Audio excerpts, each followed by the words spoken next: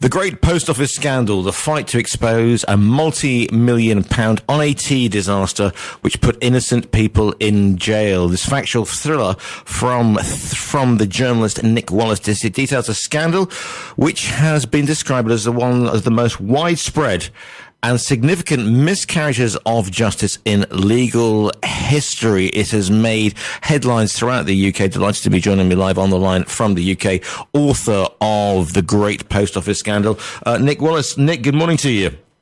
Hi there, Giles. You okay? Very well, thank you. It is quite inconceivable to think about the fact that 39, I think it was, innocent people were basically hounded out of their lifestyles, had aspersions thrown on their character, huge mental health issues. Tell me a little bit about the background to what exactly happened. Well, that 39 is just the tip of the iceberg. They were the people who had their convictions overturned at the Court of Appeal earlier this year.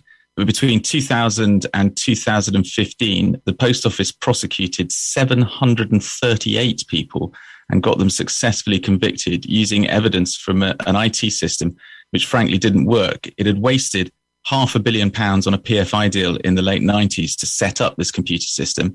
And when it was rolled out into the post office's estate, which is essentially a network of 20,000 post offices, as was around the country in the year 2000, it still didn't work. And as a result, postmasters, who many of whom had never used a computer before, were struggling to get to grips with this new automation of the post office, but also finding they had huge holes in their accounts.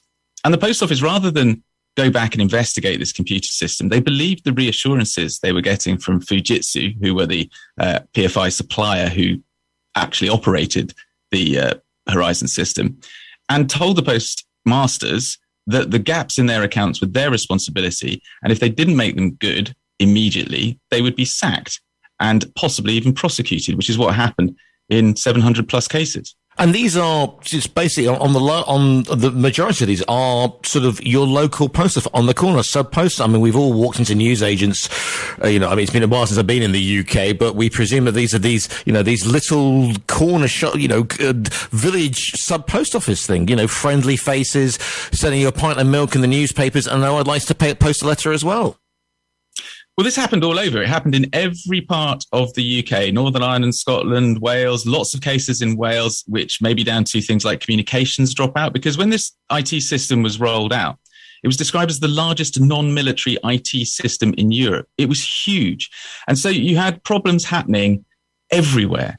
And it was not so much that you had these problems. It was the post office's denial of the way that the problems could be their fault or their IT supplier's fault. It was the lumping of the blame onto the sub-postmasters. These could be, as you say, tiny little one-terminal village post offices, or they could even be the post office-owned Crown offices. But the post office covered up the problems it was having in Crown offices because they were directly managed. But they went after the sub-postmasters who act as agents for the post office as their own self-employed small business people running a post office branch. And they were told, this money's gone missing, give it to us, or you will be suspended, sacked, or prosecuted.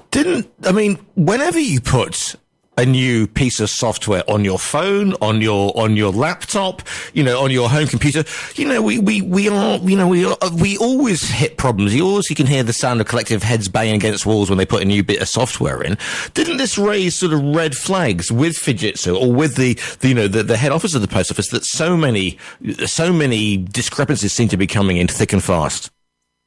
Well, one of the turning points of this entire scandal was the evidence that came out in the High Court from a gentleman called Richard Roll. He worked in Fujitsu third line support on the 6th floor of Fujitsu headquarters in Bracknell. And he described how a team of 30 or 40 people were basically working full time, fixing bugs and glitches and errors in Horizon, rolling out patches. Over a period of 20 years, something like 20,000 different patches were rolled out into the network, trying to fix all these problems.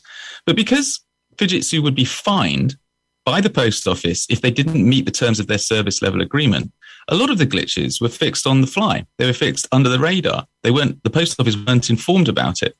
And Richard Roll described his deep unease that some of the fixes that they put into the estate didn't work properly. Some were actually causing discrepancies for sub-postmasters. But it wasn't in Fujitsu's or the post office's interest to investigate. If the post office wanted to investigate the computer system, it had to pay Fujitsu. If Fujitsu admitted problems with the computer system, it would have to pay the post office. Always follow the money. And in this case, you had a powerless sub-postmaster who was being told by a state-owned entity that there was nothing wrong with the computer system and they would have to prove otherwise if they didn't want to be threatened with menaces for their money. And so they were left in this appalling, invidious position of having to prove there was something wrong with the computer system that they had absolutely no control over or access to.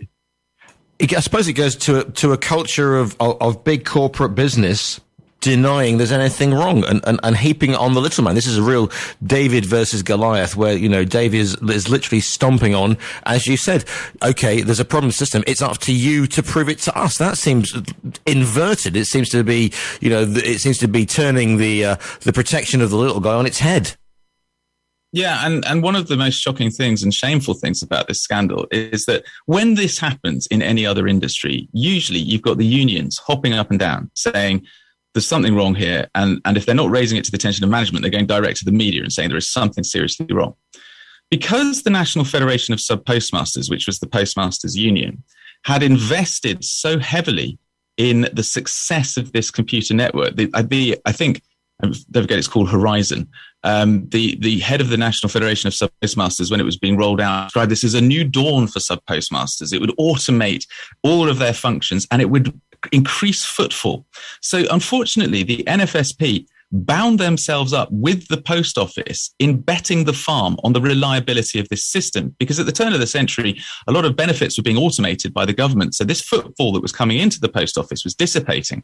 So they were looking for new clients. They were looking for banking clients. They were looking for electricity companies to interface their systems with this Horizon system. So they had to, in order to protect the whole post office network, pretend essentially that this computer system was faultless. And if a few sub-postmasters got thrown under the bus on the way, well, that's just got to happen. And so it was this abject failure by the unions. So a lack of pressure from below and a complete lack of scrutiny from above. The justice system, nor the government, was actually keeping any tabs at all on the scale of prosecutions that were happening because they bypassed the CPS and the police. The post office had its own prosecutorial and investigation function. So it was acting as alleged victim, investigator and prosecutor at the same time. So this was all going on under the radar. And none of these sub-postmasters were getting any traction at all until one man called Alan Bates set up the Justice for Sub-Postmasters Alliance. And he managed to get them to persuade individuals, MPs, to come together in Parliament and start asking serious questions of the post office. So what sort of effect does this have on sub-postmasters? Because they don't get into the business, as it were, to get into these complicated legal wrangles. They don't just want to provide a service. They want to be part of a community, and also obviously for the bigger branches as well. So when did they start getting together? And what was Mr. Bates's story then? I mean, what spurred him on in particular? Well, he had some experience of designing and installing electronic point of sale and accounting systems, which is exactly what Horizon was. And when he was faced with his discrepancy back in 2000, I think was when he first had a problem with his computer system, he wrote to the post office saying, look, I need the tools to interrogate my accounts properly. And the post office said, you're getting the level of access you're getting. That's it. So he was saying, well, this is wrong. There's clearly a problem. I'm a very diligent person. There's clearly a problem that I've accounted for every single paper receipt and every single action by every member of staff in my branch. And there's still a discrepancy. I need to go into the system and find out what's going wrong. Eventually, he was just sacked. He paid £100,000 to buy that business and do it up. And the post office just took it away from him. And he went to a lawyer at the time and they said, well, you can't take on the post office. They'll just throw millions of pounds at you in the court and you'll just walk away bankrupt. But he vowed to get his own back. He vowed to have his day in court and he gathered other people around him. Now, he was one of the lucky ones because he never got prosecuted because he was super, super diligent and never tried to hide what was going on in his branches.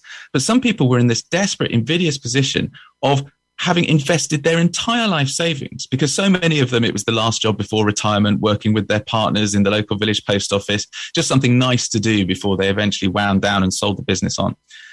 the threat of losing their business because they couldn't make these discrepancies. They couldn't keep funneling their own savings and their own takings from the retail till into this post office black hole, which had been created by errors in this computer system, that they started false accounting. They started agreeing the balances that were being stated on this computer system as against the reality of the amount of money that was in the safe. So the post office, if it was ever uncovered by their auditors, instead of saying, oh, yes, okay, well, let's have a look at this computer system, they'd pile in there and go, oh, right, well, there's a load of money missing and you've been covering it up. That's theft and false accounting. And they'd drag them all the way through the criminal courts. And then on the court steps, they'd say, well, if you plead guilty to false accounting and pay all this money back, we'll drop the theft charge. So there's incredibly underhand prosecutorial misconduct going on, which basically boxed people into a position where they were pleading guilty because they were in a position where they couldn't reverse the burden of proof. They couldn't prove that the computer system was wrong. And therefore, they were being told, sometimes by their own solicitors, that they had to accept a guilty plea to avoid going to prison. I mean, it's horrendous. And this happened on an industrial scale for more than a decade. And I mean, what was the effects of this, A, on the poor people themselves, but B, on the system, on the actual sub-postmaster system? Because I can't imagine, they were getting wonderful services at the same time. And if, as you said, we'll buy a little post office business and we'll run it for 10 years and then we'll retire to it's everybody's little dream, isn't it? To be that friendly sort of face behind the counter. We've all seen it. We've all been sort of used to it. So what sort of effect did that have? I mean, these are people who want, who want and quote, deserve the quiet life. Well, the shame and the stigma that was visited on people who were community-minded, very visible, and isolated because there's only one sub-postmaster in every community. This was in the early 2000s when social media didn't really exist. A lot of these people weren't computer savvy, so they weren't connecting with each other and realizing that there was a problem elsewhere. They were simply told by the post office, you're the only ones having problems like this. You need to make these discrepancies good. And when they went through the courts, after being prosecuted or sacked, this was a very visible and public shaming. You hear stories of people, one awful case was beaten up by members of his own community who thought that he'd brought shame upon them. You had children being spat at in the streets. You had complete mental breakdowns, people just lying in darkened rooms and not being able to leave for weeks on end. The shame and the stigma that went with the whispering campaign after someone was sacked. And of course, when it's writ large in the courts, when you have been found guilty of a crime, your photo is on the front page of every local newspaper. And there's no room for doubt. It doesn't matter if you're blaming the computer system by that stage. And so what people suffered is unimaginable. They lost their life savings, they lost their properties, they lost their businesses, they lost their livelihoods, they lost their prospects. Family relationships broke down. I spoke to a chap at Southwark Crown Court last week who had his conviction quashed that day. But 10 years ago when he was convicted, his father stopped speaking to him. And despite his protestations of innocence, he's never reconnected with his family again. So all this damage has been done over such a long period of time. And there still has not been one full and final compensation to anyone who's had their conviction overturned. These people are owed millions. They'll never get the time back, but they've got to be able to rebuild their lives and at least provide a stable future for a retirement which was torn away from them. And with the post office, acting, as you said, judge, jury, executioner, as well as, we're a victim of this too, because it's not us, it's our system. Is absolutely, the system we got from Fujitsu is absolutely clean and nothing could possibly go wrong with it. I mean, it's computer software, for goodness sake. And it's interesting you mentioned that because, I know how local media works, having been involved with it. Big picture of crooked sub-postmaster with his wife of number 32, the railway sidings. That's the front page story. A retraction may come on page 17, 5 years later, but the damage has already been done. Well, I have to say, one of the comforting things about the way this scandal has played out, and it wouldn't have turned the corner had it not been for Alan Bates finally setting up a class action to take on the post office at the High Court and winning against overwhelming firepower. If it wasn't for that turning the corner and the Justice for Sub-Postmasters Alliance successfully getting the word out, the local news media have realized that actually this is the scandal that the postmasters have been saying it was all along. Social media now is much more fluid. People know that they're not the only ones suffering in this way. And so it has been really good for so many people who've been vindicated, had their convictions overturned, to go back into their local communities, and their local news editors are now supporting them. They're now saying, look, we're sorry we got this wrong. Gosh, we were writing up a court report. Who knew this scandal was going on in the background? And that's in a way what makes this so awful. The Post Office was essentially perverting the course of justice. It was using the criminal courts in order to make examples out of individual sub-postmasters in what the Court of Appeal earlier this year described as an affront to the public conscience. It is horrendous. I mean, there's so much stuff to this scandal. For instance, how not only was it happening over a period of 13, 15 years, but when a pair of independent investigators, forensic accountants called Second Sight, were invited by the Post Office to come and give their IT system a clean bill of health, and they found that actually there were awful lots of things wrong with that computer system, the Post Office sacked them and started undermining them and dismissing their reports. So you've not just got the scandal, you've got the cover-up, which began in 2013 and went on for 6 years, denying these people justice until the High Court case in 2019. And it's one of those things, isn't it? Because, here we come as we slide towards, quote unquote, the most wonderful time of the year. And there are certain British institutions that you look at and you think, well, the world may be going to hell in a handbasket, but there are certain things we can rely upon. And one of those, on the run up to Christmas, is the Post Office. It's seen as a secure pair of hands. It's one of those cornerstones of British life. And to have such a cover up and such underhand behaviour in a national institution, they've got to take a long, hard look at themselves, surely. Well, no one's been held to account over this. There were people who knew that they were stopping information from getting into the public domain and into the hands of people who'd been prosecuted and convicted, which clearly pointed towards the fact the Post Office IT system did not work, that the evidence on which these people had been prosecuted was false. Now, that in itself could be a crime. We have a statutory inquiry which had its first official hearing 2 weeks ago. It's going to set up and get going properly in the new year. People can be compelled to come to these inquiries and give evidence under oath and be cross-examined by a barrister. There are a series of executives and solicitors and barristers who I would expect to see brought before that statutory inquiry having to answer for their actions, because from where I'm sitting and from the evidence I've seen in writing this book, people were acting in bad faith. They were acting out of a desire to protect the reputation of the Post Office, to protect their own backsides, and to not spend any money on the inevitable compensation which would come their way. What was Alan Bates's then eureka moment? When did he realise that, we've got this, we have a case, we can push forth, and was he amazed as well by the amount of people who said, actually, this has happened to me, this has ruined my life, I've been kicked out, I've been named and shamed in local press, etc. Well, when I first spoke to Alan Bates back in 2010, I said, how many people are caught up in this? And he said, well, it's hard to say. I just don't know. It could be dozens, it could be hundreds, it could be thousands. Now, although thousands of people weren't prosecuted, thousands of people were made to pay money to the Post Office for discrepancies, which weren't their responsibility, at threat of losing their business. So in the end, it was thousands. He and the MPs who were campaigning on the postmaster's behalf persuaded the Post Office to allow Second Sight in to investigate their system. As a result of what Second Sight initially found, a complaint and mediation scheme was set up. 150 people applied to join that. Now, if the Post Office had handled that properly, it may well be that this scandal wouldn't have dragged on for as long as it had. But the 150 people who had their cases investigated by Second Sight, in almost every instance, Second Sight found that they'd done nothing wrong.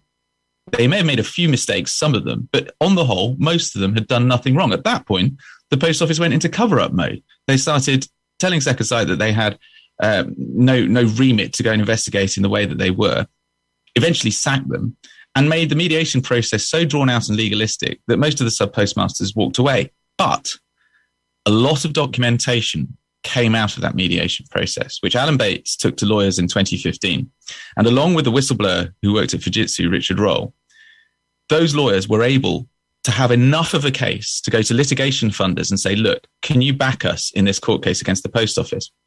They said yes. They pumped millions of pounds into this. And then more than 500 sub-postmasters formed part of this civil litigation. So you can see the numbers snowballing year after year as more people hear about it. And then when they won the court case, the post office basically folded.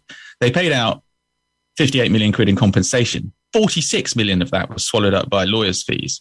But part of the terms of the settlement was to set up a historical shortfall scheme whereby everyone who wasn't part of the civil litigation could put in an application for the losses that they'd suffered under the punitive regime of the post office. The post office put aside 35 million for this. 300 million pounds worth of claims came in.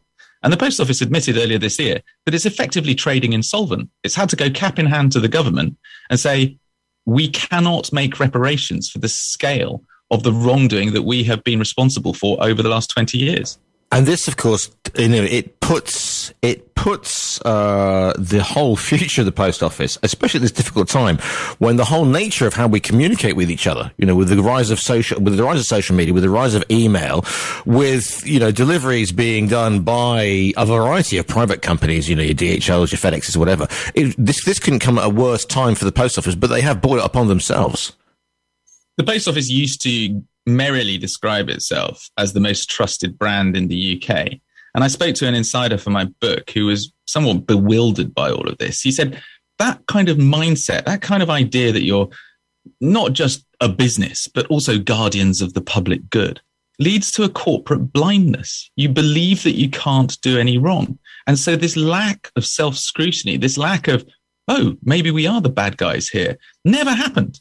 And so the chickens are coming home to roost. You reap what you sow. And yes, the post office, we do need the post office. It's too big to fail. That's why the government's bailing it out. Any other business would have tanked and lost all its money for its shareholders. But because the post office's sole shareholder is the government has to keep the post office functioning. And so it is doing what it can to slowly rebuild trust. They've had a semi-clear out of the people who maintain the old attitudes. And the new chief executive has had to explain to his staff that their attitudes are frankly wrong.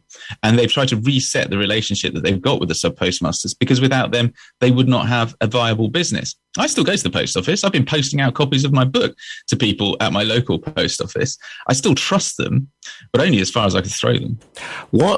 When you write a book like this, Nick, it must be like the proverbial onion. Every time you peel off the layer, there's a new layer beneath it, and you just keep going and going. Were you quite prepared when you began this one? Because you've done this sort of thing. Were you quite prepared for the level and the corporate blindness and the horrendous stories of people who lost everything? I have probably read the book sort of 5 or 6 times after its initial writing in order to keep changing the narrative, keep shaping the text so that it bashes itself into shape. By the time I got to the final reading, before it went to the printers, we were in pretty good nick. And so it was just nice to be able to just read it rather than have to correct it every other line. And about 3/4 of the way through, I thought, this is incredible. How is anyone going to believe this? Even I am struggling to believe that a government-owned agency could act like this and people within it could act like this with such inhumanity, with such callousness, with such uncaring self-righteousness. But it's all true. And although I knew the elements of the story because I've covered it for so many years, I did 2 panoramas, I did a Radio 4 series about it, I did an investigation with Private Eye.